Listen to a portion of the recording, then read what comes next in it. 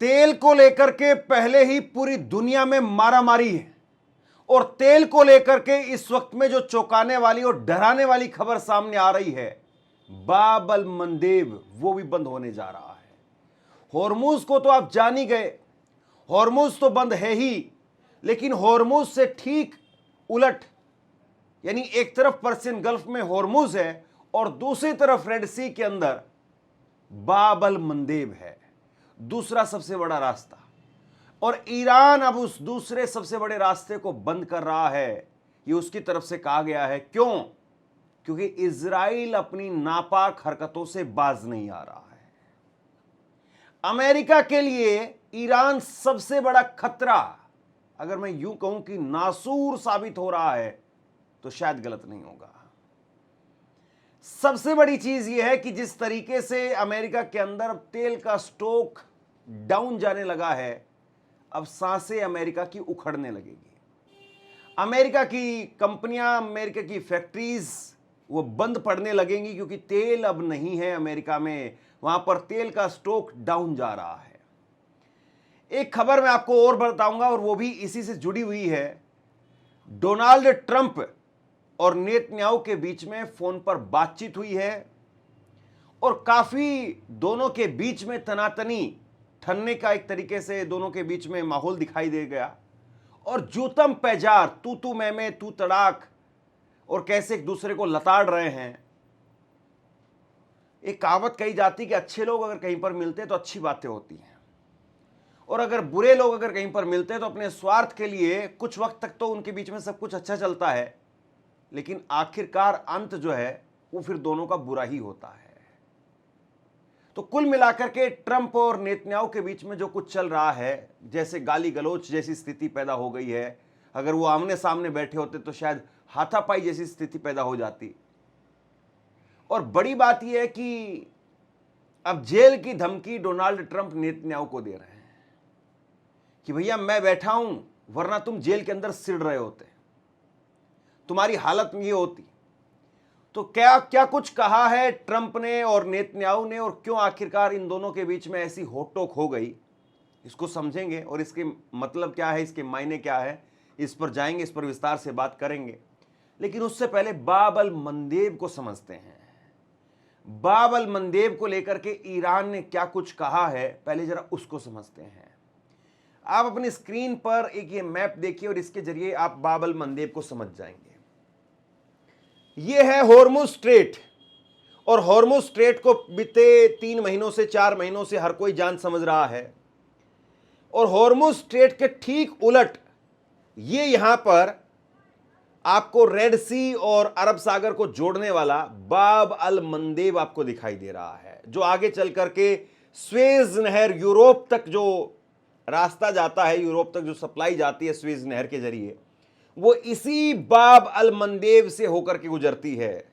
दोनों के बीच में ज्यादा दूरी नहीं है, 2500 किलोमीटर का दोनों के बीच में फासला है। और हॉर्मुज स्ट्रेट पर एक तरीके से ईरानी डटे हुए हैं और दूसरी तरफ बाब अल मंदेब में हूतियों का कब्जा है।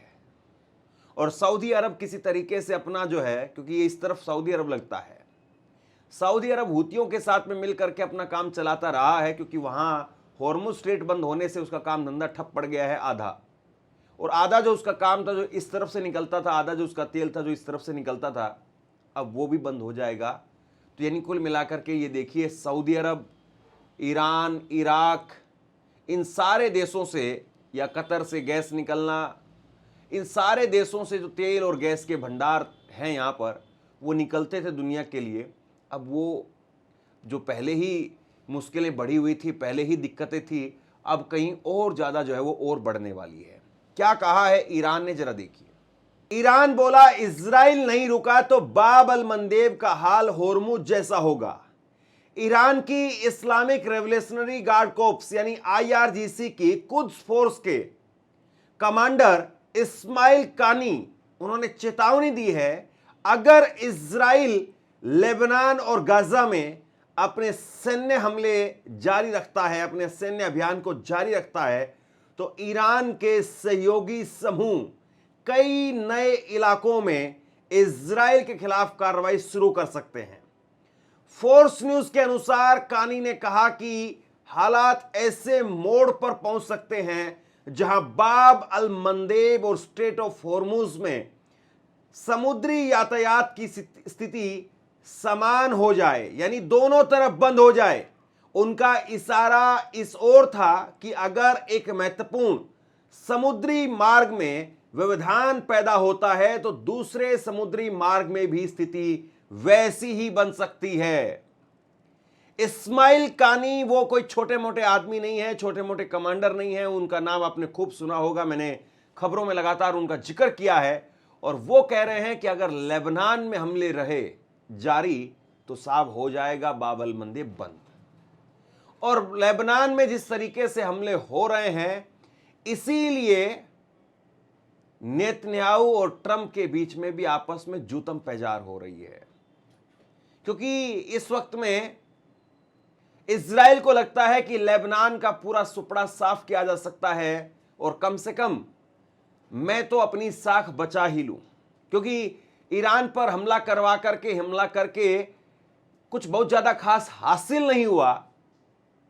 और ऐसे में अब पूरी तरह से कोशिश ये है कि किसी भी तरीके से हम यही काम करें कि लेबनान में बैरूत तक अब इजराइल जा पहुंचा है और वहां तक जाकर के कब्जा कर लें और आने वाले चुनाव के अंदर हम अपने लोगों को ये बात कहेंगे कि देखो हमने लेबनान में बहुत बड़ा हिस्सा जो है वो अपने देश में मिला लिया है।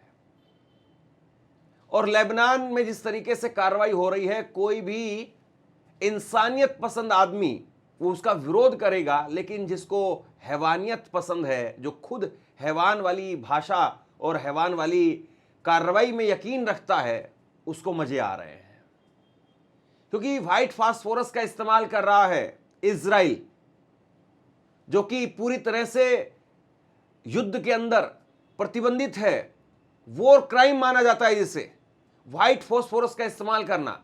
और न केवल व्हाइट फास्फोरस का इस्तेमाल कर रहा है, बल्कि उसके साथ साथ जहां जहां से गांव खत्म हो रहे हैं, खाली हो रहे हैं, उनको पूरी तरह से मिट्टी के ढेर में बारूद लगा करके मिट्टी के ढेर में तब्दील कर रहा है। यानी इंसानियत नहीं है। कल को अगर युद्ध खत्म होगा तो गांव के लोग वापस आएंगे तो उनको सिर्फ और सिर्फ खंडर मिलेंगे, ईंट पत्थर मिलेंगे, और वहां पर भी उसकी सेना रहेगी तो वो कभी अपने गांवों में वापस लौट नहीं पाएंगे। और ये हैवानियत से कम नहीं है। आप युद्ध करते हैं किसी के खिलाफ भी, लेकिन आप इस तरीके से स्ट्रक्चर को ध्वस्त नहीं करते हैं, खत्म नहीं करते हैं, आम रिहायशी इलाकों को आप खत्म नहीं करते हैं। लेकिन इजराइल यही कर रहा है और इसीलिए दोनों के बीच में ठन गई है। और इसीलिए ईरान को कहना पड़ रहा है कि साहब हम तेल बंद करेंगे। अब ईरान ये अगर तेल बंद कर देता है, बाब अल मंदेब को बंद कर देता है, तो अमेरिका जो अभी तक कह रहा था कि भाई हमारे पास में बहुत तेल है, हमसे ले लो, मसलन भारत ने भी 1-2 टैंकर भारत के भी वो वहां से आए हैं, लेकिन बड़ा लंबा अरसा लगता है वहां से आने में, 36-38 दिन लग जाते हैं वहां से आने में अमेरिका से। लेकिन अब उसका खुद का स्टॉक डाउन जा रहा है, खुद की हालत उसकी खराब हो रही है। अमेरिका में तेल स्टॉक 2 साल के सबसे निचले स्तर पर पहुंचा। युद्ध का असर तेल बाजार पर भी दिखाई दे रहा है। ट्रंप सरकार अब तक अमेरिका के इमरजेंसी तेल भंडार से करीब 5.8 करोड़ बैरल कच्चा तेल वो जारी कर चुकी है। यह कुल रणनीतिक भंडार का 14% है। कच्चा तेल रिलीज करने का मकसद ईरान युद्ध के कारण पैदा हुई आपूर्ति की समस्या को कम करना। अमेरिका के पास में लुइसियाना और टेक्सास के भूमिगत गुफाओं में अधिकतम 71.4 करोड़ बैरल तेल रखने की क्षमता है। मार्च 2026 में संकट शुरू होने से पहले इसमें 41.5 करोड़ बैरल तेल था, जो अब घट करके 35.71 करोड़ बैरल तेल रह गया है। यह जनवरी 2024 के बाद में सबसे निचला स्तर है। इस बात को आप समझिए कि अमेरिका को कितना बड़ा नुकसान हो रहा है इस युद्ध की वजह से। टेक्सास में और लुइसियाना के अंदर वहां पर कुछ गुफाएं हैं, एक तरीके से बनाई हुई टनल्स हैं। टनल्स क्या, जैसे कि पेट्रोल पंप पर आप देखते होंगे तो बड़ा लोहे का एक कैप्सूल टाइप का डाला जाता है किसी भी पेट्रोल पंप के नीचे, और जो तेल आता है वो वहीं से आता है। टैंकर आता है तो वो कैप्सूल के अंदर खाली करवा दिया जाता है। यानी एक बड़ा कैप्सूल होता है, उसमें 3-4 ट्रक के जो टैंकर आते हैं तेल वाले, वो उसमें डाले जा सकते हैं। जो भी पेट्रोल पंप आप अपने शहरों में देखते होंगे, उसके नीचे एक बड़ा सा तेल का कैप्सूल रखा जाता है। तो उसी तरीके से अमेरिका ने टेक्सास में, लुइसियाना में बड़े बड़े अपने तेल के भंडार रखे हुए हैं और वहां पर 41 करोड़ बैरल तेल रिजर्व में रहता था। लेकिन अब घट करके उसको, जो इमरजेंसी रिजर्व फोर्स एक तरीके से, वो भी घट करके अब 35 करोड़ बैरल पर आ गया है। 14% उसमें से अमेरिका ले चुका है और ये 2 साल में सबसे ज्यादा नीचे है। और बड़ी बात यह है कि अभी तो मार्च, अप्रैल और मई 3 महीने बीते हैं। 3 महीने में अमेरिका 14% इस्तेमाल कर चुका है। अगर ये जंग कुछ और लंबी चली और अमेरिका को बाकी देशों को भी संभालना पड़ा तो 14% का 74% होते हुए देर नहीं लगेगी। और ना केवल इसका असर जो है वो ये होगा कि अमेरिका के अंदर जो क्रूड ऑयल है वो कम हो जाएगा, बल्कि उसके साथ साथ ये होगा कि तेल कंपनियों के शेयर डाउन चले जाएंगे। क्योंकि जाहिर सी बात है, जब आपके पास में कुछ है नहीं तो आपके ऊपर दाव लगाएगा कौन? जब आपके घोड़े को घास नहीं मिल रही है तो आपके घोड़े के ऊपर दाव कौन लगाएगा? तेल कंपनियों के पास में अगर क्रूड ऑयल नहीं होगा, सरप्लस अगर वो नहीं रहेंगी, तो उनके स्टॉक खरीदेगा कौन? धड़ाम से बाजार भी डाउन चला जाएगा। अब देखिए, ये सब कुछ चल रहा है और ये सब कुछ इसलिए चल रहा है क्योंकि इजराइल जैसा मुल्क वो लगातार लेबनान में हमले कर रहा है। उसको लगता है कि एक और गजा और फलस्तीन जैसा हम मुल्क जो है वो तैयार कर सकते हैं, एक ऐसी ही जगह जो है वो और तैयार की जा सकती है। और इसीलिए ट्रंप बाबू जो है नाराज है। ट्रंप ने सोमवार को इजराइल के प्रधानमंत्री बेंजामिन नेतन्याहू से फोन पर बात करते हुए लेबनान में इजरायली सैन्य कार्रवाई पर कड़ी नाराजगी जताई। एक्सियोस की रिपोर्ट के मुताबिक ट्रंप ने गुस्से में नेतन्याहू को पागल कह दिया, उन पर एहसान न मानने का आरोप लगाया।